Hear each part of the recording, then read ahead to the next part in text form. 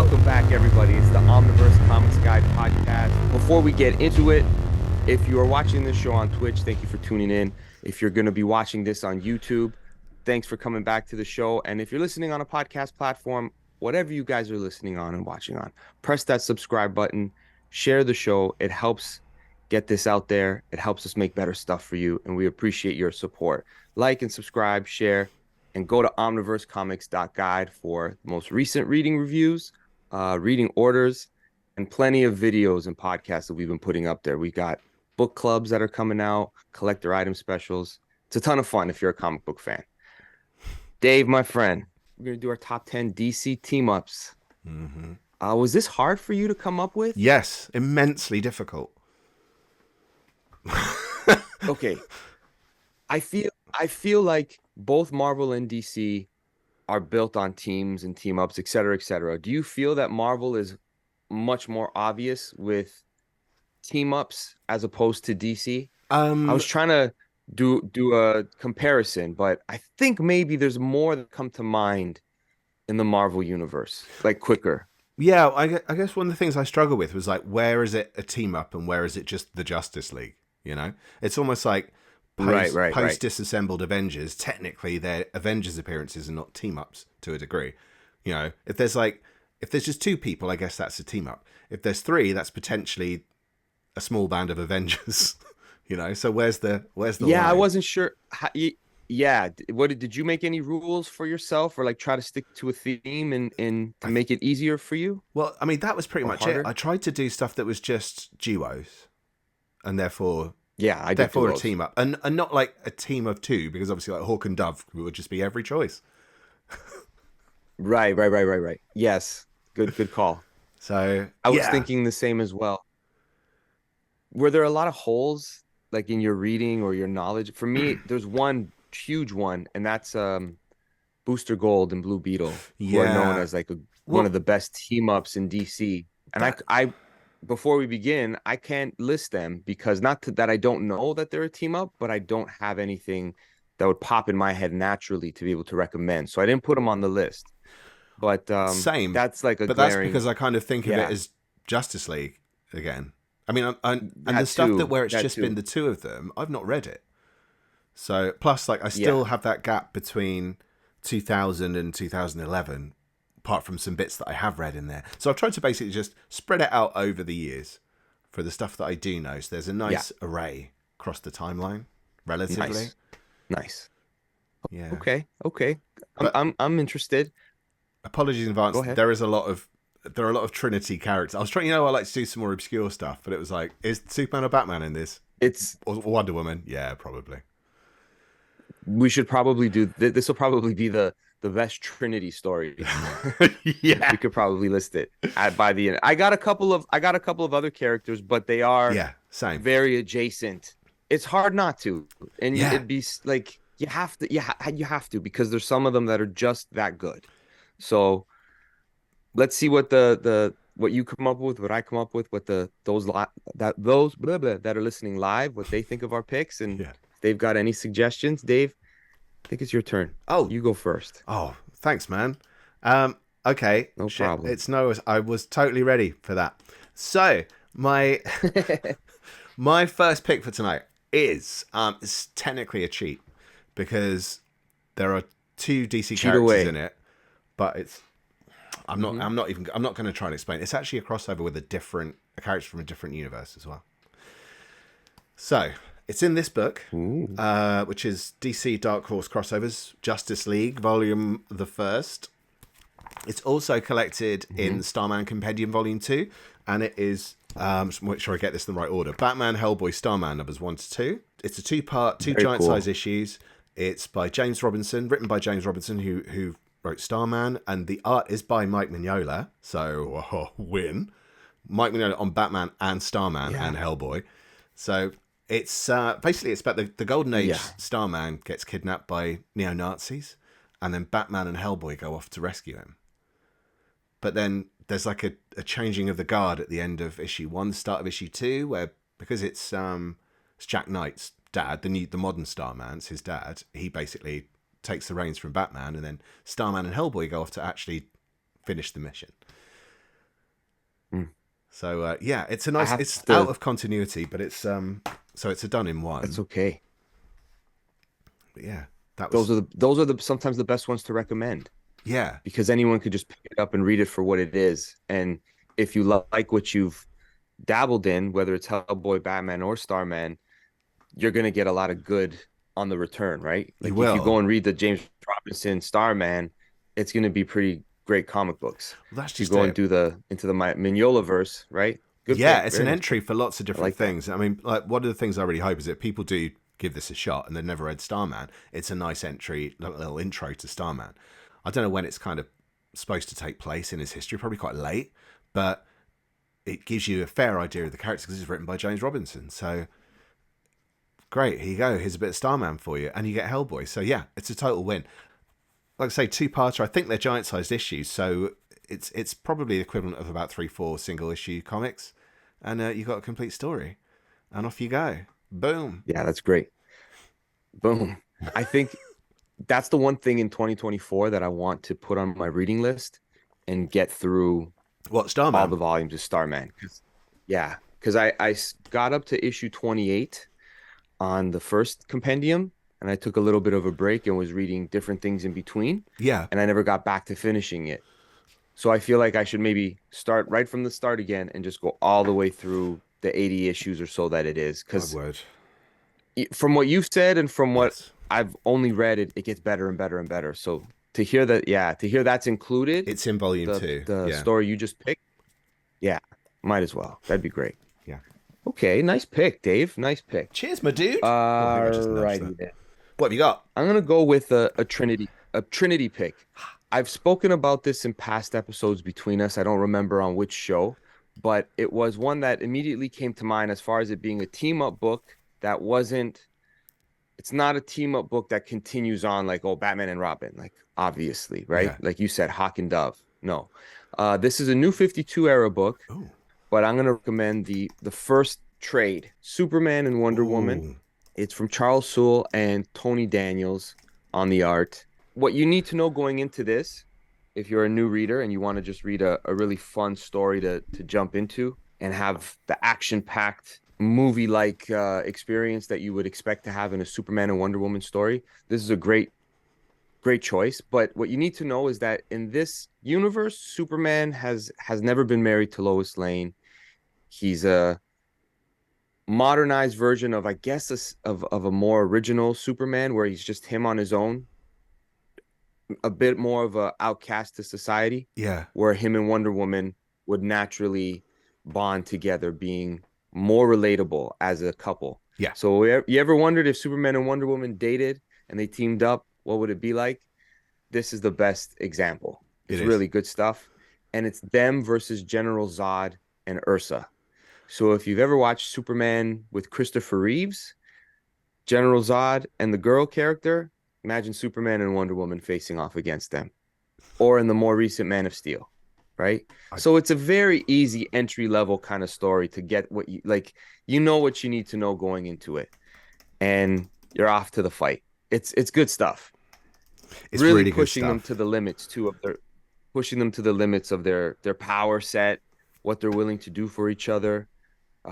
If it's a good idea for two people of that much power to be aligned, because look at what you attract. I don't know if they'll ever collect this in a more I chunkier don't version. know. You just don't know, though, do you? Because like some of the stuff they have collected, you go, "Oh, I thought you'd be sweeping that under the rug," but you're not. It's like the Grant Morrison action comic stuff.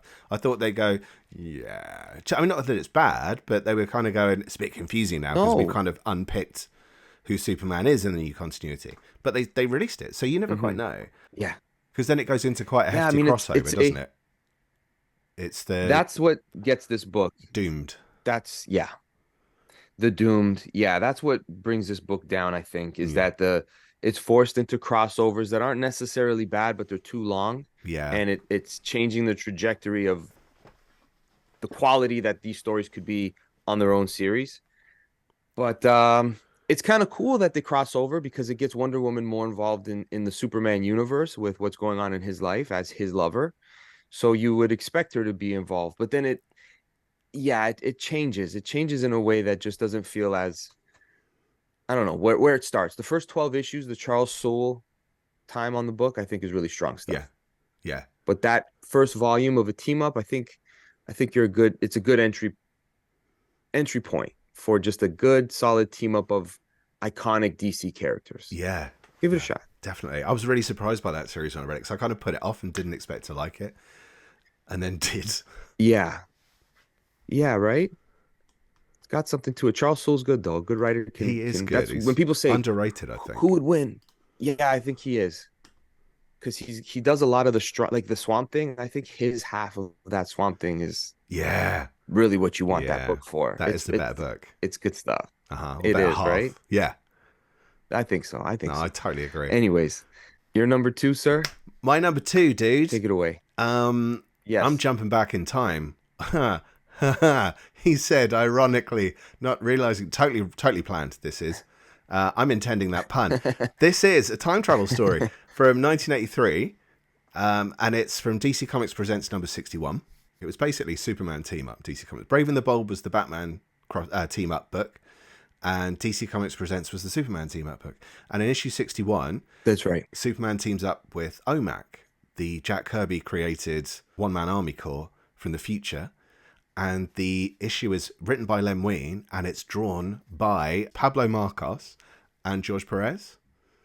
So you get George Perez on Superman and OMAC. Basically, Intercorps send a murder mech back in time. This is all one issue, done in one story, like those always were back in the day. Sends a murder mech back in time to kill Buddy Blank's ancestor, so he never becomes OMAC. And this was like the year before Terminator came out. No Interesting. kidding. Yeah. So I wonder if there's any kind of connection in there. But they sent someone back in time, and then Superman's trying to save this guy. Superman and OMAC are trying to save this ancestor. This I can't remember what he's called. I'd write his name down as well. Norman Blank. I always think it's Martin Blank, but that's Gross Point Blank, isn't it? You get George Perez on OMAC. The cover is so cool because you've got the back of this murder mech thing stood there. You see its arse and legs, and then there's Superman and OMAC running at it from either side. It's just cool, and it's just a really fun, again, done in one bit of a throwaway story. Like pre-Crisis, there's a certain amount of silliness then, but I'm like I keep saying every week at the moment. I'm sorry for repeating myself. I'm starting to really warm to that Bronze Age DC stuff just because it's just pure ridiculous fun. And it's just so silly. But I mean, this is what I thought was just really interesting about this is I'm reading it going, this is the Terminator. When did that come out? But yeah, I love OMAC. Yeah, I've I got a think fascination with OMAC as well. So I wanted to get an OMAC story in, and this was the only one I could think of. that's cool. Nice. Very cool pick. I like that little bit of history. And then the trivia beside it with the Terminator connection. I mean, not that there is one, but I don't think, you know what? At certain It's one of times, those stories, a lot isn't of it? people in creative, yeah, people in creative spaces are it seems like so many things somewhat similar were being made at that time. They're not exactly the same, but you Mm. feel like this was the era where a lot of people were doing time travel or body switch stories. It was just kind of like a thing that became a storytelling trope. Yeah, Maybe, I don't know, maybe something's in the air during certain eras where maybe. people are on a certain frequency, right? I don't know. Uh-huh. It could be. It's like Grant Morrison with The Matrix. Yeah. Although That's, he does just say he could said it, they just stole his idea, but well, he reckons, right? but then It he could does feel, admit that he stole all the ideas from Philip K. Dick. So there you go. Like no ideas original. no, Okay. Nice pick. I like that. thank you. So this next pick of mine is something that I mentioned before, admittedly, I think on the Mark Waid episode. But for this topic, I went back and reread the series because I felt like I could even take away a single issue story from it. But I'm just gonna cheat. This is the ultimate cheat. It's The Brave and the Bold from Yeah, Mark Waid and George Perez. so you got a whole Have you read bunch these? of team ups. I haven't. It's on my list to read it. Isn't it like It 18 it issues or does, but something? this I think so. But this these two 25. trades, which have the George Perez and Mark Waid stuff and a little bit of Jerry Ordway to finish it Oh, off. I don't know what the proper order is. But what's cool about it is that it's like a baton passing of team ups. So it begins with Green Lantern and Batman investigating something in Las Vegas, a murder Yeah. mystery together. And then that takes them to something that brings them to outer space. So then Green Lantern teams up with Supergirl, Right. and then they split off, and Supergirl teams up with Lobo. And it's just this baton passing of Oh, that's quite cool. DC, a whole, it's very cool. So it's more of the why I'm using it as the biggest cheat. It's like you may never see this. You may never see Superman and Ultraman team up ever again for a common goal where they need to help each other. An Ultraman And team up. Ultraman, yeah. So yeah, exactly, exactly. So it's good old-fashioned comic book fun. It's not going to be something that completely breaks the mold, but you're getting that Mark Waid Superman love affair or superhero love affair with the whole DC universe Yeah. and the rich history in it. But then when he says, we're going to do a splash page, George Perez goes above and beyond whatever Mark Waid would ask. When does he So not? it's just exactly. So it's like the ultimate team up book in the sense Supergirl and Lobo teaming up in an arm wrestle. They have to arm wrestle first. Like you're going to see that kind of stuff in this book. So it's Right. a ton of fun. And I read the whole series to be able to share it with everybody, and I do recommend it. So at least I can say I've read this recently. Yeah. You're getting comic book silliness. Challengers of the Unknown are involved. What? Who else? Yeah, you got Power Girl. You got a Power Girl and Wonder Woman team up Oh where man. Power Girl snaps on Diana. S- But it's snaps. the lasso of truth expose she they team up together, but Power Girl has at this moment in the DC universe this reputation of just kind of being like, let's beat the crap out of people. Oh, I And see. Wonder Woman is like, tone it down. Like, you know what? You got to tone it down, Kara. And she's like, you tone it down. I'm frustrated. I don't know who I am or where I'm from. And I'm Superman's cousin, but I'm not Superman's cousin. And so as she's talking to Wonder Woman, I'm kind of spoiling it, but as she's talking to her, she's got the lasso of truth touching her. And Oh, you realize that this is how she really this feels. is where the plot goes. Right. It may be or may not be. Now we're following the plot. So the first book is the Lords of Luck, who are trying to Oh, collect I've this heard book about of this. destiny. Okay. And then the second book is about the book of destiny. So they are separate stories, but they intertwine. Right. And it's just team up galore. George Ah, Perez do you know what they need trying to to do? keep They need to team ups. compendium that. They could put a 12 issue hardcover Yeah. easily, and it would be that's all you need. It's 12 issues, I thought it was more. right? It does go beyond, but the Ah. teams like the writer and it's not the writer, Oh, sorry, the artist and writer team change. okay. So I don't know how How good the much latest stuff connected is. it needs to be, but these, yeah, like these two are kind of like a complete story. Okay. They Yeah, they kind should of tell you deluxe one that. tale. I'm surprised they haven't then. Yeah, they should easily. I thought I'd see a whole Me bunch of neither. George Perez stuff, in the last year or Now that so. Mark Waid is back, right? Yeah. I'm not Him seeing being back anything. now with Yeah, DC he's and George, massive now with DC, yeah, but it's weird. Seems like missed opportunities. I don't get it. yeah. Well, hopefully they come out with it. And if you get this on digital or if you find it in your comic shop or used book shop, give it a shot. It's a lot of fun. You can't go wrong with a little bit of fun comics sometimes. Too right. Too right, mate. That's my pick. That's Number two. nice. No, I All like right. it. I've had my eye on that series for a while, so it's good to know it's worth picking up. Yeah, it's worth it. I was gonna. It's quite an easy segue as well because there's quite a few characters mentioned in there. So cheers. Yes, you do. My choice is Action Comics 761. That is a Superman and Wonder Woman team up. Now, this is kind of an interesting one because what happens in this story is it kind of opens up with Wonder Woman showing up at Superman's door right in his apartment window, and you see like Lois's hang-ups about Wonder Woman.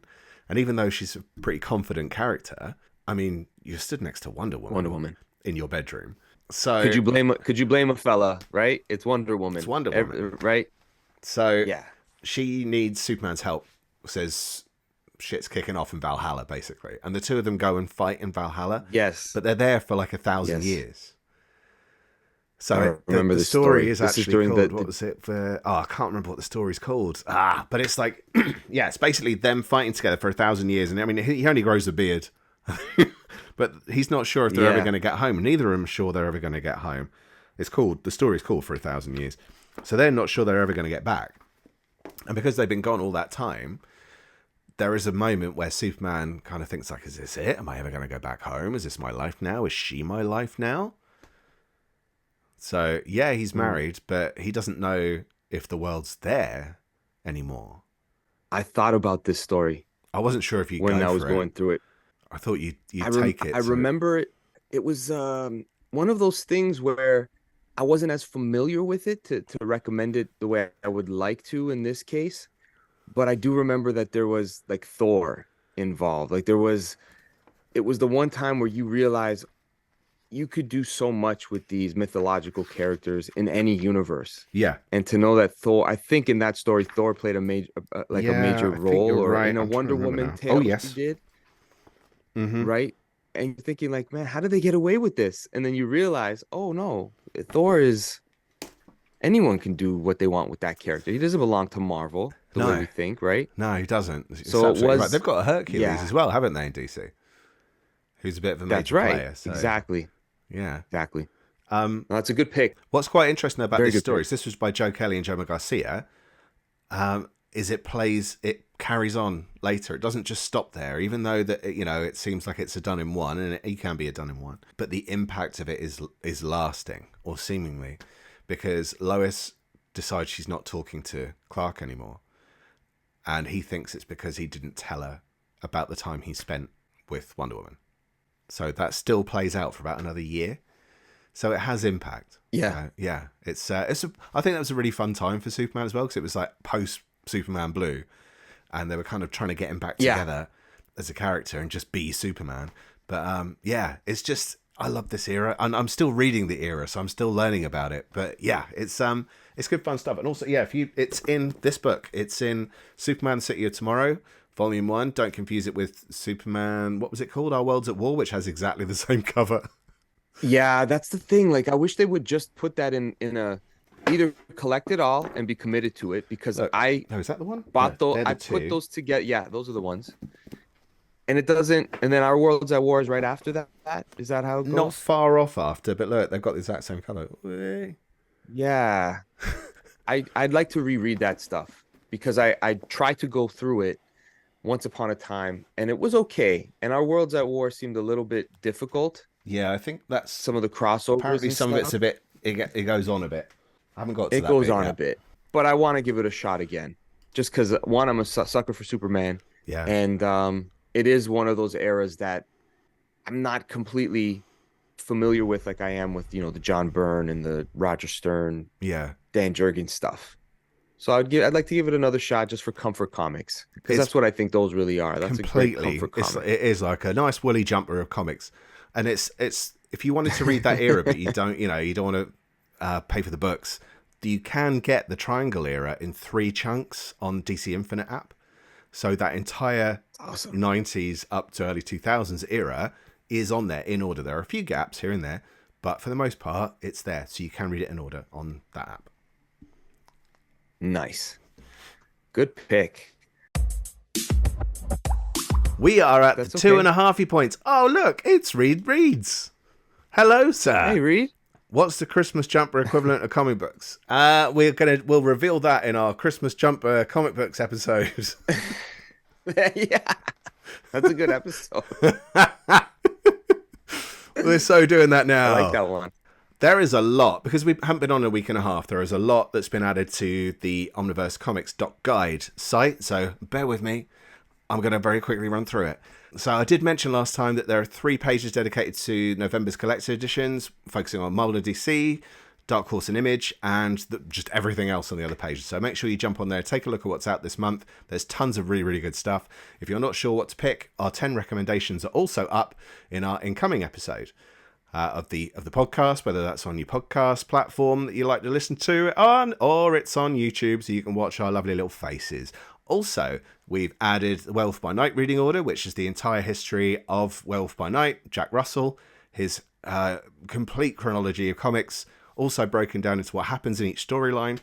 Everything in order from his first appearance up to his most recent, as far as I'm aware. So you can jump on there and do that. And also, because no one asked for it, the Starro reading order. Yeah, man. So I love Starro, dude. I love Starro.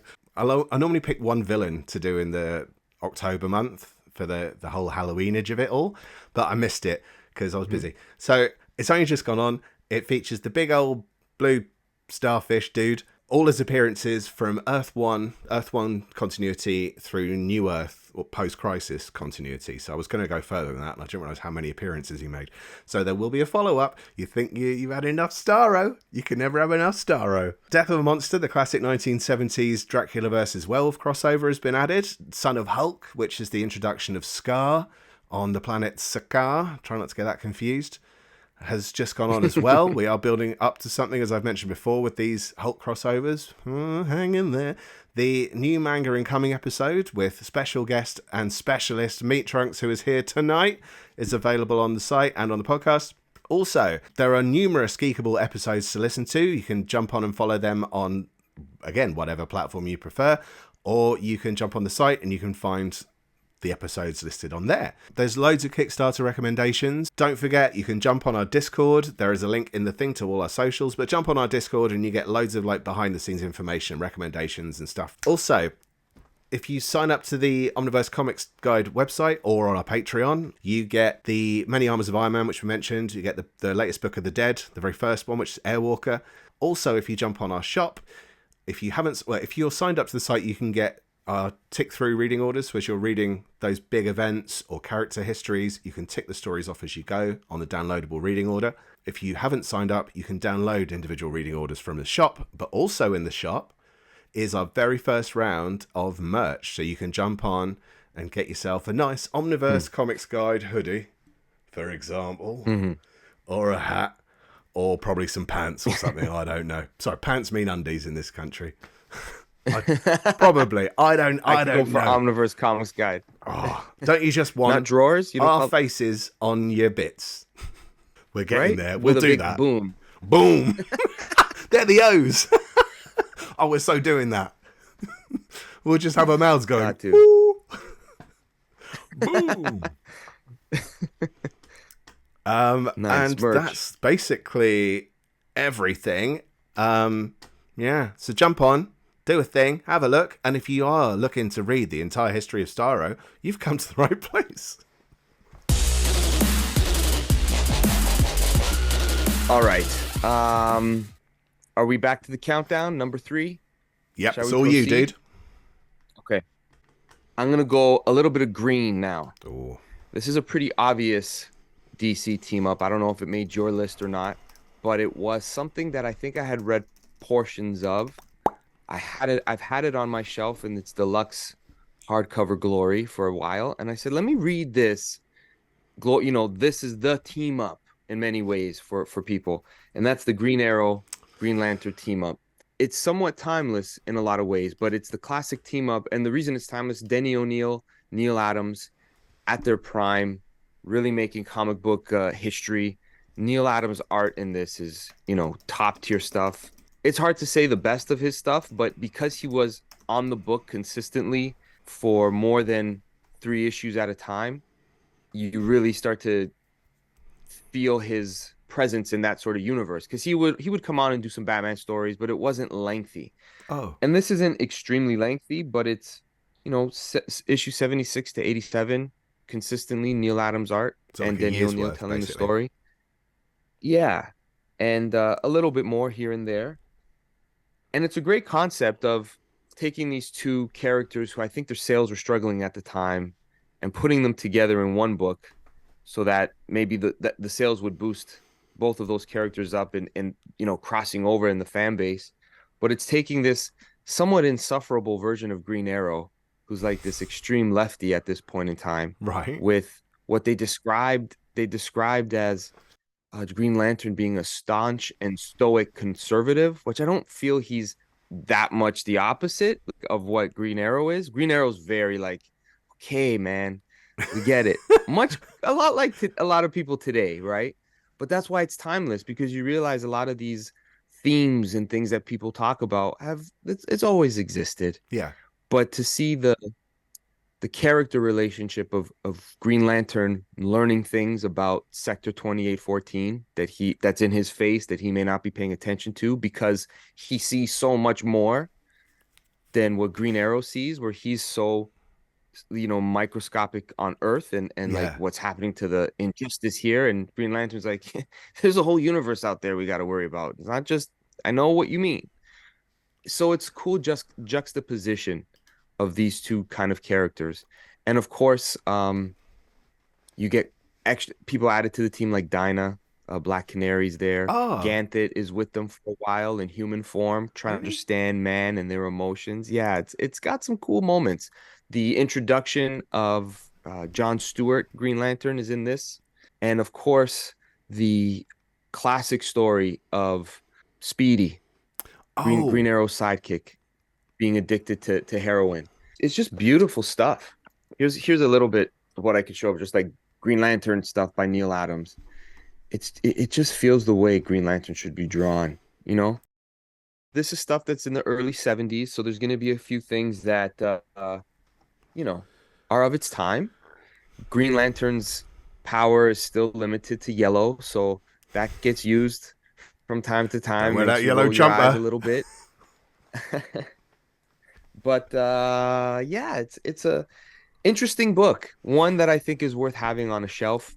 It's gonna always be in print. It's always gonna be available. So it's not like a recommendation where it's like, well, gee, thanks.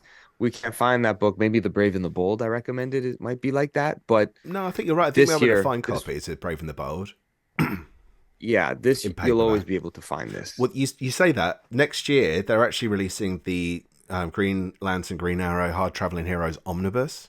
So it's Yeah, all the stuff that from yeah. that book, and then the stuff that wasn't Neil Adams and Denny O'Neil. So it's everything. I don't know Well, yeah. how good the other stuff is, but like I'd missed that. I think it's Denny O'Neil Oh, and but other Mike artists. Grell who Ah, continue. you're right.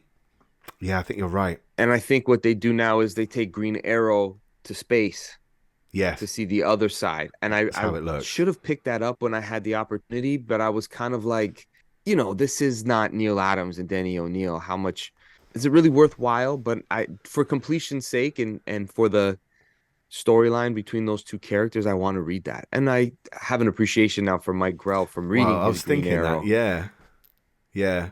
so it's a little bit annoying sometimes. Green Arrow can become like, oh, buddy, okay. Like not everything is a something, but that's the point of the story. Yeah, Sometimes he has to learn the hard way too. So this is true. classic DC team up.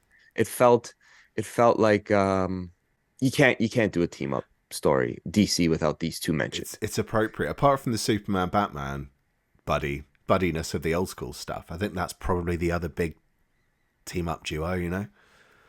So it's a good Yeah, shout. It's a exactly. good shout. Incidentally, that omnibus is coming out May next year. So if you do want to jump on this book, either there are so many formats you can get it in. There's an absolute version. I think it's quite hard to get that version now. But the omnibus is on its way, and it's a beefy one. It's like over 1,000 pages. So nice choice, dude. I like it. And Thank you. we're coming full circle. Guess what's getting a mention? Uh-oh. Swamp Swamp Thing. Thing, New Yes. 52 era Swamp Thing. Now, my choice from this, there's an Aquaman Swamp Thing team up. Although in the classic, Mm. I'd always seen it as more of a Marvel tradition to have the heroes fight first and then team up. But that's what happens in this. They fight first. Aquaman and Swamp Thing go at it, and this is when Swamp Thing is like, oh man, I love the design for Swamp Thing in this series because he's got those big antlers and the made of branches and stuff, and he's just huge, and Yes, yes, yes. he properly represents the green. And then Aquaman, in many ways, I guess he represents the blue in his own way. Right? Yeah, so there's a red algae. This is going to sound a bit crap the more I think about it.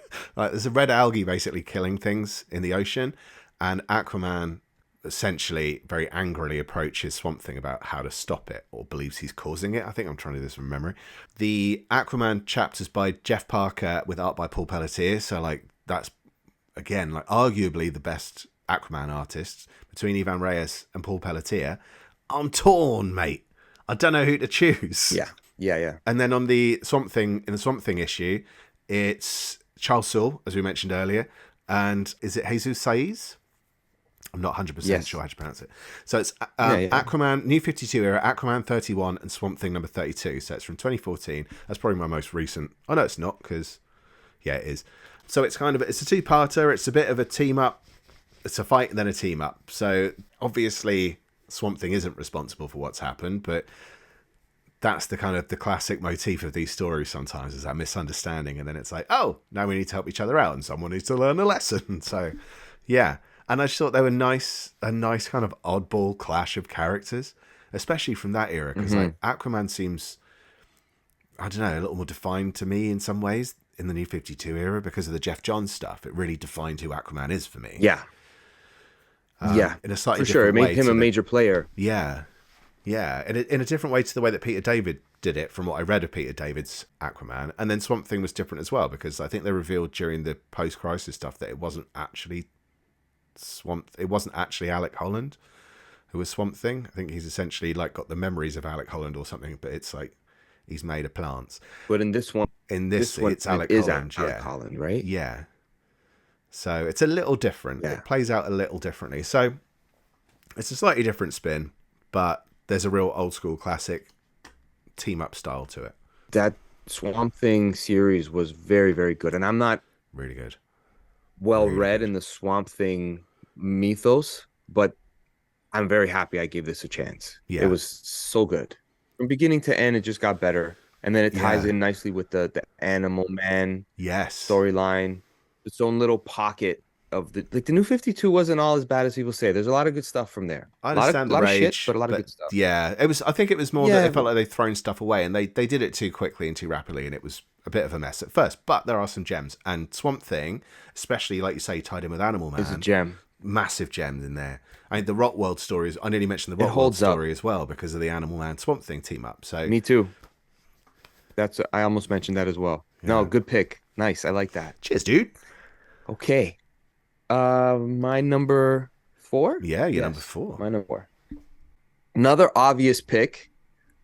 I think I may forego the most obvious in the Superman and Batman spoilers, just because I could do a whole episode of Superman and Batman team ups. But I'm going to go with, again, something that I read recently, specifically preparing for this episode, and I thought it's appropriate. You got to put together a Green Lantern and Flash team up. Have you read this, The Brave and the Bold? I have, and Green Lantern and Flash. I don't know why I sold it, and I don't remember why, and I've regretted it ever since. I can't remember what happened.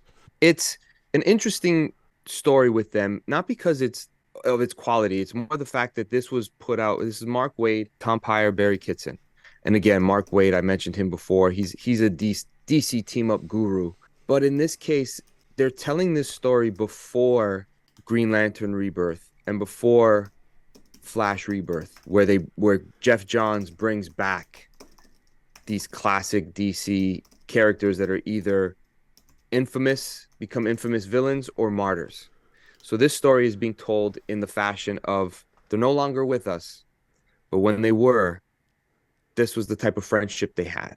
Okay. And this was the type of, the way they kind of, their worlds, when they crisscrossed, how they influenced each other's lives, it's not an ongoing storyline. They're like every issue is a one-off story. So one time it's them going to an alien world with Alan Scott and Jay Garrick. So they're kind of mentors. The original Green Lantern with Hal Jordan and the original Flash with Barry Allen, and they go on this like male bonding camping trip on another world. So it's got your somewhat Silver Age comic book silliness to it, but also delving into Hal Jordan's Playboy sort of persona. Oh, not collection. As opposed to Barry Allen's. Yeah, exactly. As opposed to Barry Allen's, I'm in love. Like, my wife is my anchor. Right. And how their lives kind of, they respect each other for different reasons. So it's more of a touching book in regards to it's more of a touching story in their friendship as opposed to it being like when this and this happened and in this miniseries, more snapshots. Okay. So The Brave and the Bold Deluxe Edition, Flash and Green Lantern, just a lot of fun. It's a little travel through time of DC history, with little snapshots of Barry and Hal as they were remembered. With the Oh, not, there's no redemption yet, no resurrection of them yet, right? There right. isn't a book about them on the shelves at the time. So this is just all you're gonna get of those When characters. did it come out? When I was it would say released? like Like I can 2000-ish? check. 1999, Oh, 99, 2000, right? okay. So when you read it in that scope, you appreciate it for what it is. Oh, So right. I thought it would be a Flash, Green Lantern. You got to put them on the Yeah. list. No, DC that's a team good ups. Come call. on, That is a good call. right? I like it. I need to go have that book now. You get. I'm really regretting letting I do it that go to as you. it is. Like, damn it.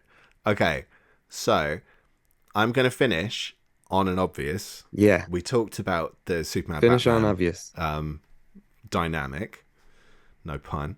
Hey, intend that Hey, pun, mate. we intend that pun. Intend that pun. So my final choice for the night. Hang on, I've got to move this one out of the way. Ah, there's too many books in here. I didn't say that. Okay, so there are tons you could pull from, and people might well go, "Really, that one of all of them?" But yeah, I quite like this. So before Crisis on Infinite Earths, Superman and Batman were like best friends, to the point where Batman's quite smiley around Superman in some of the stories and stuff. It's a very different Batman to the one we knew with Crisis. So I think when they first meet, it's Batman not trusting Superman, and that motif kind of stays for quite some time. And I think there are some people that even now, I remember posting a picture of Batman from Man of Steel, and he's thinking about not trusting Superman. And someone went, "They're supposed to be best friends." Like, post Crisis got it wrong. Well, they released a 3-issue miniseries in 1990, and it's World's Finest. It's by Dave Gibbons and Steve Rude. And it's just, it feels a little out of continuity considering they seem almost quite happy with each other. It doesn't feel like it quite fits the continuity of Post Crisis. But it is listed in the quick plug Batman Origins reading order that's been added, so it is in there as one of the stories with a possible place where it could sit and for you to read it for inclusion. But in the story, basically, Lex Luthor wants to buy this building so he can get a foothold in Gotham City. But the building he buys is is owned by a criminal who's the Joker. What are the odds? So Joker basically gets free reign of Metropolis while Lex Luthor makes his move on Gotham. So it's a bit of a switch for that. And then the villains team up as well. So it's another team up element to it. You get a team up between Joker and Lex Luthor. And then the inevitable betrayal. Spoilers. No, I don't think so. There's a real Alex Toth kind of feel to the artwork for me from Steve Rude. It's got a real classic vibe to it. A lot of it centers around an orphanage as well, which is feels like a bit of a superhero trope. Gotta save the orphans. It's just, again, it's fun comics. It's done in one. If you never read another Superman or Batman story, it won't matter. You've got it right there. A really nice view of who those two characters are and what they mean in each other's worlds. I haven't read it, No? shamefully. I have it collected in the Baxter stock like I bought it as a set at a Oh, Comic-Con yeah. many years ago before it was collected like that. Uh-huh. And I always intended to read it, but I'd rather read it cover to cover in that format. Mm. But I have it in those issues, so I should just read it Just read it. already. You know what Yeah, I just mean? read But it. You're yeah, I fine. want to get it like that. Well, it's nice because this I was don't want to go deluxe into as the well. long boxes. I know. That's why I don't miss Yeah, long boxes a lot of the time. Like, oh, where are they? that's the thing. Yeah. That's why I I put my gotta back dig out for it. with long boxes. So, yeah. Well, I couldn't can walk see it for a happening. week. Definitely. Oof. Yeah, No, it gets crazy. it does. But yeah, I mean, Super it's hobby. not. Yeah, I did manage to get this for like £5. I got lucky. So, and that's the thing. Sometimes things are out of Beautiful print, book. but just search and keep an eye out, and you might get lucky. But one day they may re-release it. Otherwise, you do get the original They'll issues. re-release it. They are, but like Eric says, they're Baxter stock, so they're like bookshelf format, square bound editions. Yeah. So they've got a spine. So whatever you do, there's a paperback version as well. There are loads of ways to find it. It's just a case of getting lucky and finding it in a nice format. But Good yeah, pick. I highly don't think recommend it. anyone would think like, why that one? I think a lot of people put that on a because it's so unique and it's got that kind of vibe. I remember what I did read of it. It had that kind of vibe of the um animated series team up that they Yeah, had. where the Yeah. Joker and Luthor team up, and it's that classic sort of motif. It's not necessarily modern day, No. but what you need to know, you know. That's it. You can read it as a with that sort of cursory Yeah. knowledge, and you're good. You'll be invested. It feels very Yeah, good silvery pick. I like it. Bronze Agey, so it's got that kind of feel. So it's sort of Yes, timeless. It's got another timeless one. very good pick. Surprisingly, for my number five, I'm not going to top it off with Superman and Batman because I couldn't pick one, and I feel like I'd be repeating. I'd be repeating ones that I love. So I could have just done top five Superman and I could do that episode of that. So I'm going to go with a Batman adjacent character, and I'm going to shout out another shout out to Wonder Woman Woo! because this is a Batwoman Wonder Woman team up. You can find it in the trade of World's Finest, and this is from the J.H. Williams III run from the New 52. Oh, Have this you is read this interesting. story before? No. I haven't. No. It's Batwoman and Wonder Woman teaming up to fight Medusa. I think it's issue 12 to 18 that this story takes place, or a zero issue. But I can't put into words the it's a perfect comic. The artwork is so remarkable from J.H. Williams. When is it not? So it opens up like this is what you get to start. They're going through an Amazon labyrinth fighting Medusa. And it just occurred to me as I thought about this pick, the Batwoman series is a great Halloween pick. And she goes into this thing with Wonder Woman going after Bloody Mary was this character who's kidnapping all of these babies. And then along the road, she goes onto this adventure with Wonder Woman fighting Medusa. What? Because she's tied into it. It's just a monster after monster story. And how does Batwoman fit into the Amazonian world fighting alongside Wonder Woman? It's just so good. That's so random. And it's such a sight to behold with the artwork. Oh, dude. Because of the fact that you've got J.H. Williams playing with labyrinth ideas. Mm-hmm. So imagine the type of pages and paneling he comes up with. Oh, his right? pages are insane at the best of times. Like just for the artwork Where's and paneling placement, it's worth checking this book out for a team up. It's a lot of fun, ton of fun. I found that Wonder Woman and Green Lantern are two characters that are very useful in team ups across the DC universe, just because they find a way to fit in or be fish out of water in a way. Yeah. But they're useful because of their power set. I don't know if that makes any sense, but I found so many team up ideas that I had was involving them. How weird. Because of what they can bring out of a character. I don't know why. But like Green Lantern is the best team up character in a lot of ways. You reckon? Him and the Flash, him and Green Arrow. I suppose Green Lantern can go anywhere. That's the thing, right? He kind of fits. He can help you on Earth, or if Superman's on War World, Green Lantern can come through and thank goodness you're here. Right? Green Lantern and Batman. Oh. Because it's just the way they establish relationships with characters, that writers use them in a certain way that when Wonder Woman and Batman are talking together, if they had a storyline together, you're invested in that just because of what she might bring out of Bruce. Yeah, that's such an odd or the humanity pairing, isn't it? Of the few stories that I've read of the two of them, I find it such an odd pairing, and that is, in itself is quite interesting. I haven't read the stuff though, but well, here's a question. What was there anything that didn't quite make it? I mean, we can potentially do another one at some point, so we don't want to throw ideas. Sure. But I mean, was there something that you were kind of going, doesn't really quite factor in that you think is worth a mention? I have a couple things that I would have listed depending on what you picked, and one of them was I think this is a great team up, but it's more than two characters. But you'll understand when I refer to it. The Tom King issues where Superman and Catwoman go on a double date with Clark and Lois. Yeah. At the fair. Yeah.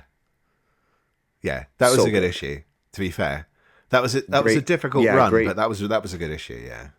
But for in a way the same reason, and the reason we talked about with three people, where there was a threesome in it. So it was and we've mentioned it a number of times as well, and I didn't want to mention it again, even though it's not made a list, but we've mentioned it a lot, and I thought, like, let's get it on a list. We mentioned it. It was Superman Annual number 11. So the Alan Moore issue drawn by Dave Gibbons, which is the Black Mercy story for the man. What was it called? for the man who has everything. I was going to include that, but I thought of that because it's like Wonder Woman, Batman, Superman, that borders into kind of Justice League territory to me. So it's not, but it kind of is. I wanted to keep it duos. Yeah, that was my because I was gonna do Trinity. From Matt Wagner, but we mentioned that before. We did, and that's a great jumping on point for another threesome. Another threesome. Another one would have been Superman Shazam. First Thunder. Oh, I've not read it yet. You've ever read that? It's in the cupboard. Judd Winnick. I've not read it yet. Judd Winnick, yeah. I think it was. Is it Joshua Middleton? Judd Winnick. I don't. Middleton. I think so. So I was thinking of that one and including a little bit more than the Trinity, but I found I could have just Green Lantern. I could have just done Batman team ups because DC's kind of like that. I mean, both companies are like that, Marvel and DC, when it comes to team ups. But so yeah, that's how I went. Anything else for you that you were like, no? I think that was the worry for me. It was like, because I realized when I was going through it where my gaps are, and because I've read DC stuff so fast, I haven't completely absorbed everything, and I'm going like, where are the really good things? And I've read so many, but it's all just kind of merging into one. It's like, these are all the things that happened, but where did they happen? So that was the struggle. And that's why doing a part two is fitting, because these aren't definitive. As we read and add more to our library that we can remember, you'll be like, actually, this team up is one that you got to check out. Yeah. So part twos will be on the way, folks. There will be part twos, and no doubt we'll do a Marvel one at some point. Yes, that'll be fun. Alrighty then. Well, this has been a fun afternoon. Don't forget to check out omniversecomics.guide, everybody. All of the updates that we've got there, the reading orders that Dave has mentioned during the commercial break we had today. There you go. And the podcast that we've put up recently, even though we haven't been on together, we've had a bunch of episodes for everyone to tune into and check out. So check that out as well. And don't forget to rate and subscribe us. Hit that subscribe button, hit the thumbs up, comment, share. We enjoy the interaction with everybody. Yes, thank you for tuning in on Twitch, YouTube. Dave, anything else before we sign off? Don't know. Let me have a think. I wasn't ready. The pressure. So yes, thank you for everyone for watching, which one Eric will say in a minute. But yeah, if you do want to sign up and follow the Omniverse Comics on the omniversecomics.guide website, plenty more stuff to come. Just a little reminder, you can sign up, jump on the Discord, follow us on here, just annoy us, chat to us. We're more than happy to give you information and answers for stuff. And if you have any suggestions for any top 10s you'd like to see in the future, let us know and we will give you a big shout out. That's right. And shout out to everybody who was on the Twitch live today and commented during the show. We really appreciate that. Always. Signing off. I'm me. That's him. Am I? Au revoir, everybody.